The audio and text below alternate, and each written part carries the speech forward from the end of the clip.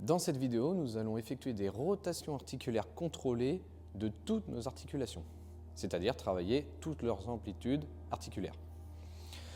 Pour ce faire, nous allons commencer par la nuque, en baissant la tête, puis en choisissant d'aller vers un côté. Ensuite, on casse la nuque de ce côté-là, on vient en extension, on casse de l'autre côté, on effectue notre rotation, puis on revient. Et idem au retour.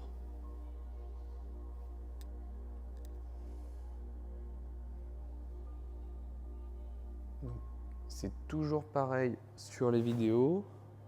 Si tu as besoin de prendre un peu plus de temps pour faire certains mouvements, car ils sont plus compliqués que d'autres ou plus douloureux, tu peux faire pause sur la vidéo sans problème.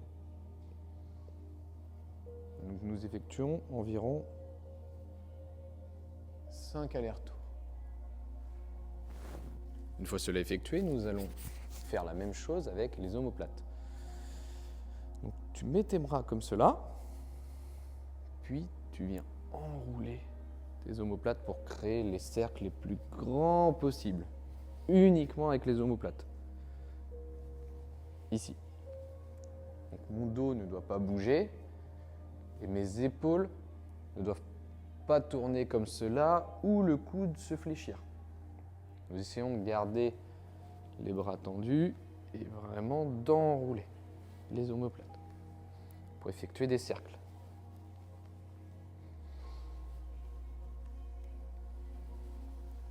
Ce mouvement est un des plus complexes à faire.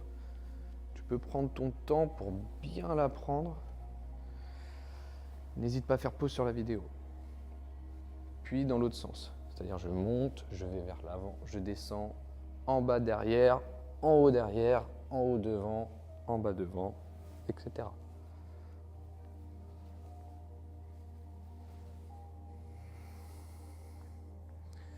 Tous ces mouvements, si tu préfères, tu peux les réaliser également assis. Ensuite, pour les épaules, nous ouvrons notre épaule au maximum, puis sans bouger le reste du corps, car nous souhaitons isoler notre articulation, nous venons croiser, comme cela, le bras. C'est-à-dire je croise devant moi, il vient couper le centre de mon corps, si je peux. Ensuite, je monte, j'essaye d'aller le plus loin derrière, toujours sans bouger ni mon tronc ni mon bassin.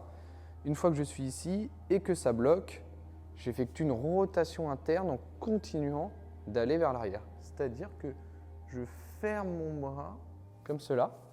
Je le ferme pour aller derrière et je continue de fermer jusqu'à arriver dos de la main contre la cuisse.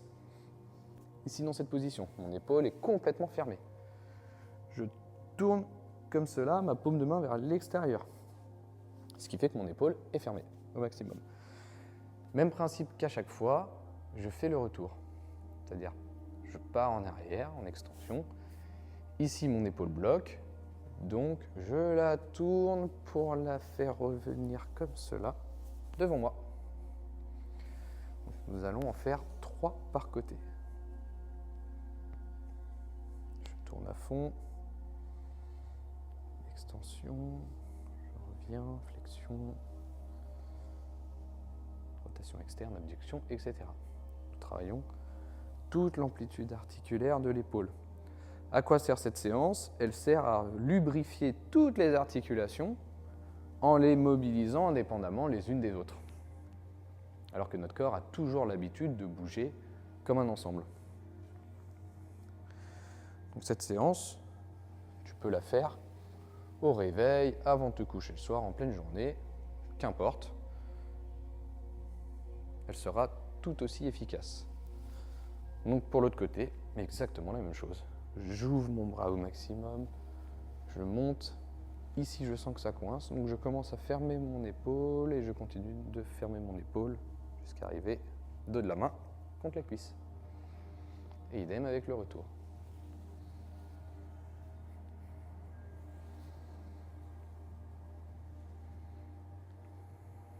Donc on se concentre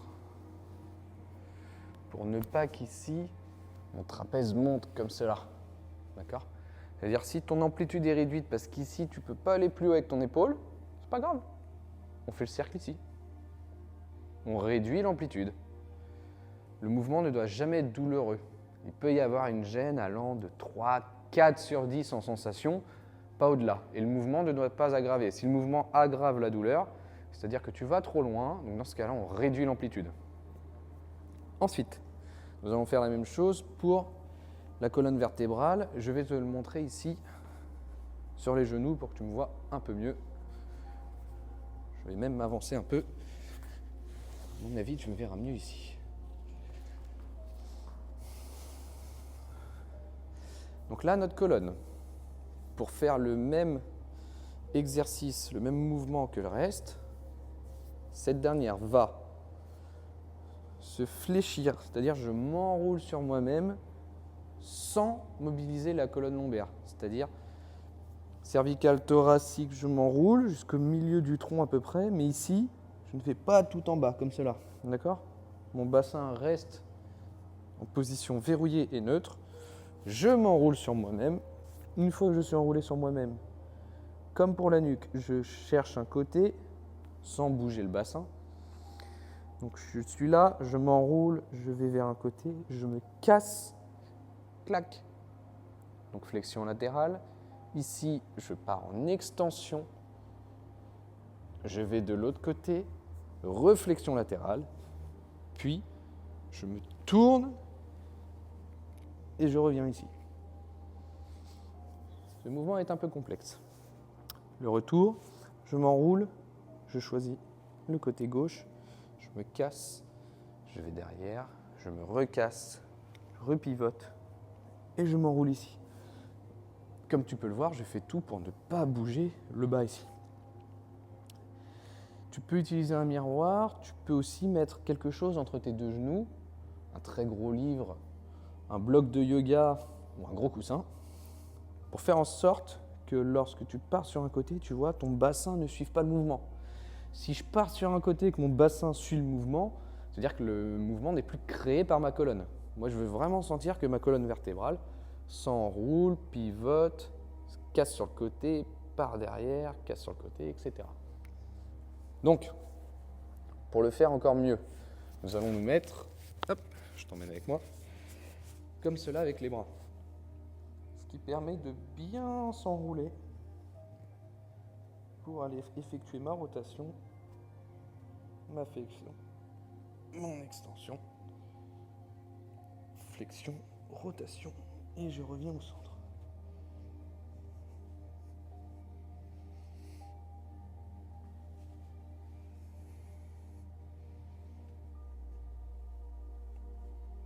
Ce qui est bien avec ce mouvement, c'est que si tu ne peux pas le faire comme moi sur les genoux, pour X raisons, tu peux le faire assis sur une chaise, tu peux le faire même debout, c'est tout aussi bien, tant qu'encore une fois, ce n'est que ta colonne qui bouge. Une fois cette zone mobilisée, nous allons faire la même chose avec les hanches. J'ai descendu la caméra pour que tu me vois mieux, car pour mobiliser les hanches, on va le faire à quatre pattes. Si tu ne peux pas le faire à quatre pattes, tu peux avancer dans la vidéo parce que je vais te montrer une variante en étant allongé sur le côté. Donc, pour ceux qui le font à quatre pattes, les genoux sont sous les hanches, les mains sous les épaules. Mon dos n'est pas trop creusé, il est neutre. Puis, je vais monter une hanche, donc avec mon genou, je monte ma hanche, je fais une flexion de hanche pour monter mon genou, je vais vers le côté, donc vers l'extérieur. Une fois que ça bloque, avant que mon dos me fasse chuter comme cela, ou que je donne un coup comme cela, c'est-à-dire que mon bassin et mon bas du dos ne doivent absolument pas bouger puisque je mobilise ma hanche. Donc avant qu'il ne bouge, j'effectue une rotation interne de hanche pour aller l'emmener en extension, c'est-à-dire je la ferme pour qu'elle vienne derrière et j'arrive ici. Ici, extension, rotation externe et je reviens ici. Je visualise la capsule articulaire de ma hanche pour qu'elle tourne complètement. C'est toujours le même principe. Pour les rotations articulaires, on est toujours sur le même principe. Donc ici, elle monte. elle s'écarte, elle vient là, elle remonte. Donc là, mes fesses sont activées, elle bloque le mouvement au bout d'un moment pour que je puisse ramener ma hanche. Si je n'active pas mes fessiers, on se retrouve à faire ça. Cambrer le dos, pas bon. Là, le mouvement n'est plus créé par ma hanche, il a été compensé par mes lombaires. Donc, je reviens ici. Je vais derrière. Avant que cela ne compense, je reviens ici. Il est possible que ton mouvement soit tout petit. Si ta hanche est vraiment très verrouillée, il se peut que tu te retrouves avec un mouvement qui ressemble un peu à ça. Très petit comme ça. Tu auras presque l'impression de ne pas bouger, mais au moins tu ne compenseras pas. Donc ça, côté droit, côté gauche, pareil, 4 à 5 répétitions. Aller et retour. Là, je te montre pour l'autre jambe, pour changer, comment le faire si tu ne peux pas le faire à genoux. Ou alors, si tu souhaites tout simplement varier tes entraînements, ici, sur le côté, même principe. Ma hanche va se monter. Donc ma hanche fait une flexion. Mon genou monte. J'effectue une ouverture. Elle continue de tourner pour aller derrière. Puis ici, elle part et elle revient là. Donc elle monte, elle tourne. Tac. On arrête là. Et elle revient. Donc pareil, j'essaie de me mettre comme ça pour que tu vois un peu mieux. Mon bas du dos ne doit pas bouger pendant le mouvement. On peut le faire jambes tendues.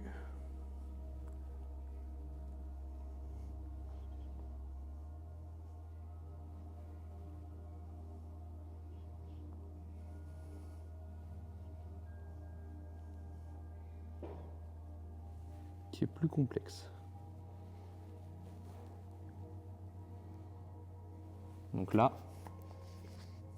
au niveau de mon bas du dos, lorsque je suis ici et que je passe derrière, ici, ça ne vient pas se cambrer. D'accord? On reste droit. Verrouille vraiment le bassin. Quitte à mettre ta main comme cela, pour être sûr que ton bassin ne bouge pas pendant que tu fais le mouvement.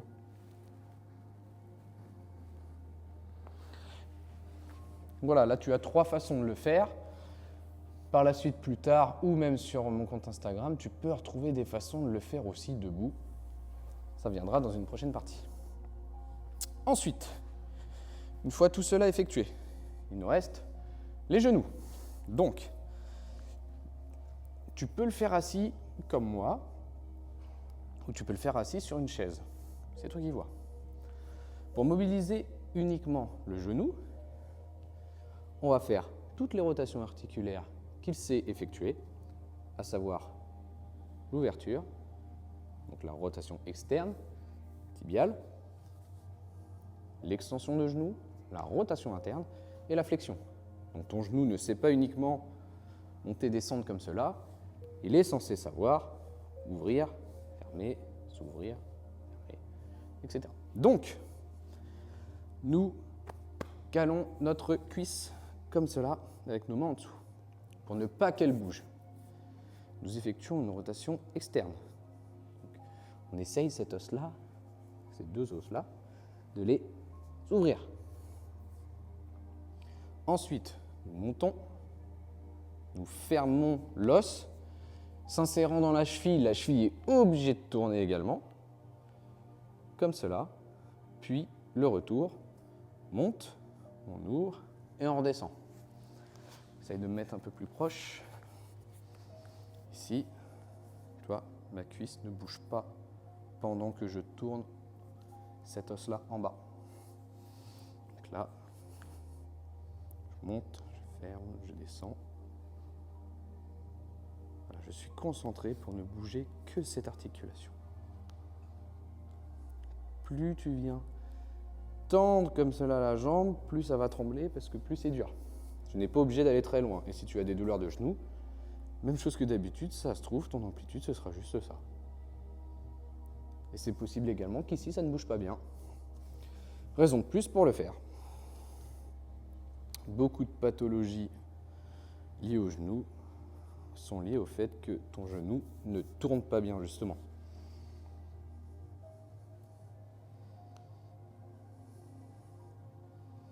Donc celui-là, si tu ne l'as jamais fait, et si tu l'aimes bien, tu peux le faire 5 à 10 allers-retours. Donc un aller-retour étant j'ouvre, je monte, je ferme, je redescends, et le retour. Nous allons faire l'autre côté, parce que je parle beaucoup en le faisant. Du coup, j'ai un peu moins de répétitions que toi qui peux le faire en m'écoutant. Je ferme, j'ouvre, je monte, je ferme, je descends, je ferme, je monte, je ouvre et je descends.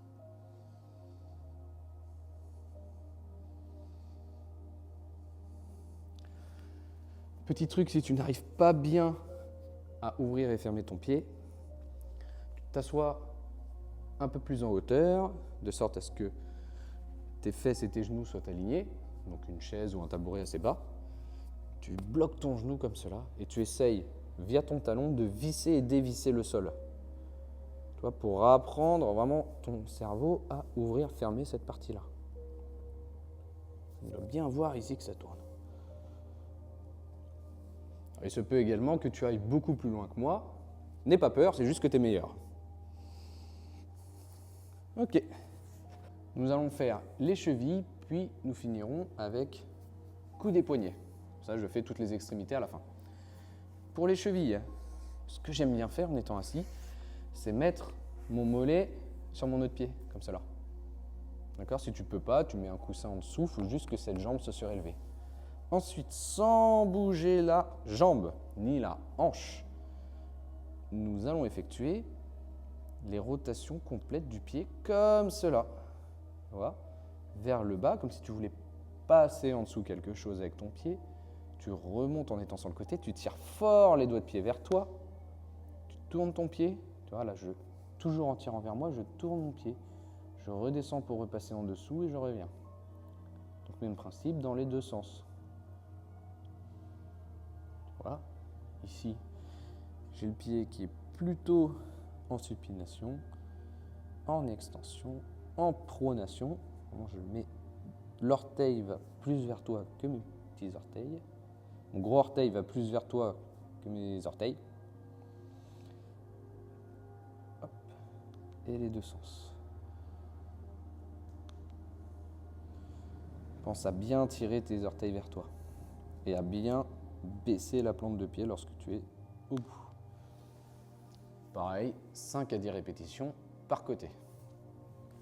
Prends ton temps sur ces mouvements. Ce sont des mouvements qui sont très lents, qui sont très contrôlés, puisque le but est de lubrifier vraiment indépendamment chaque articulation. Donc idem de l'autre côté. Si tu entends comme des craquements ou des bruits de biscottes dans tes articulations, tu verras de quoi je parle si tu es concerné. Ce n'est pas grave. Tant qu'il n'y a pas de douleur, ce n'est pas grave. Il suffit juste de les lubrifier un peu plus. Et peut-être, normalement, que ça le fera de moins en moins. Après, il est possible que tes articulations craquent à vie. Tant qu'il n'y a pas de douleur et que les articulations sont bien, bougent bien, il n'y a pas de souci.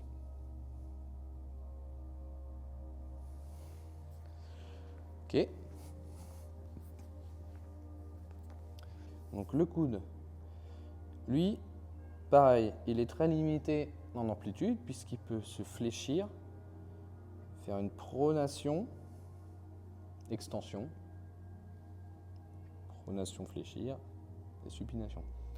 Donc, ce que j'ai fait, c'est qu'ici, je force l'ouverture de mon avant-bras, d'accord? J'essaye de forcer comme ça à fond, pas tout le bras, juste l'avant-bras.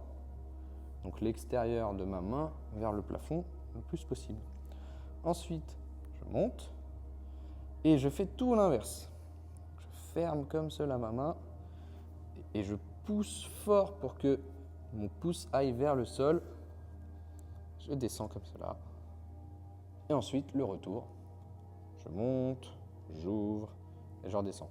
Et on le fait les deux bras en même temps, puisqu'il est possible celui-là de le faire les deux bras en même temps.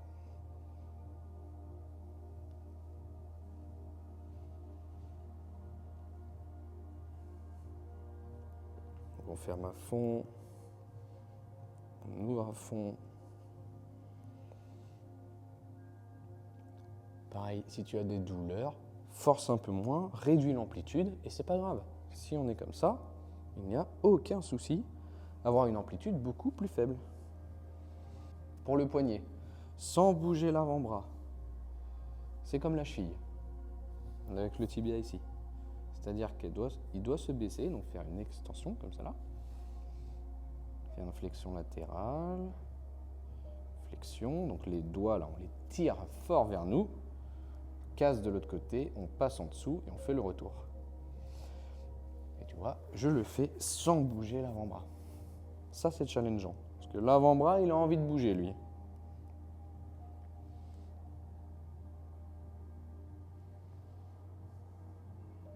Donc tu peux comme moi le maintenir avec ton autre main. Avec l'habitude, tu n'auras plus besoin. Et vraiment aller chercher, tu vois, vers toi, vers le côté, vraiment casser le côté, casser en dessous. Cela va faire beaucoup de bien si tu as de l'arthrose, mais si ton arthrose est douloureuse au niveau du poignet ou du scaphoïde ici, encore une fois, je l'aurais dit beaucoup de fois, tu réduis l'amplitude. Quitte à faire ça, hein, c'est pas grave. Déjà, il vaut mieux faire ça que de ne rien faire du tout. Parce que sur le long terme, on pourra gagner quelques centimètres et avoir quelque chose de beaucoup plus performant. Et l'autre côté également.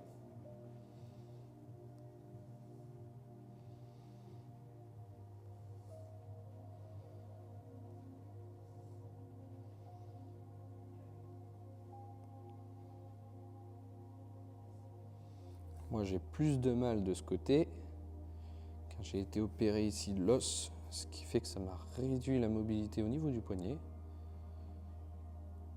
Je sais ce que c'est que d'évoluer dans un corps fort mais douloureux.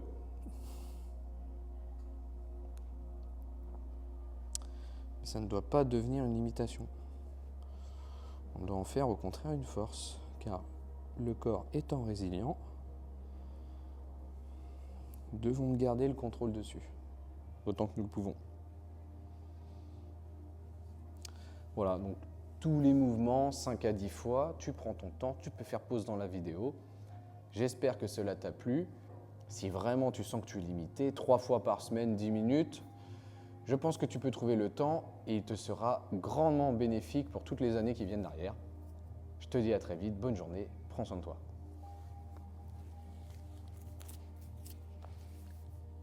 Et merci pour ta confiance.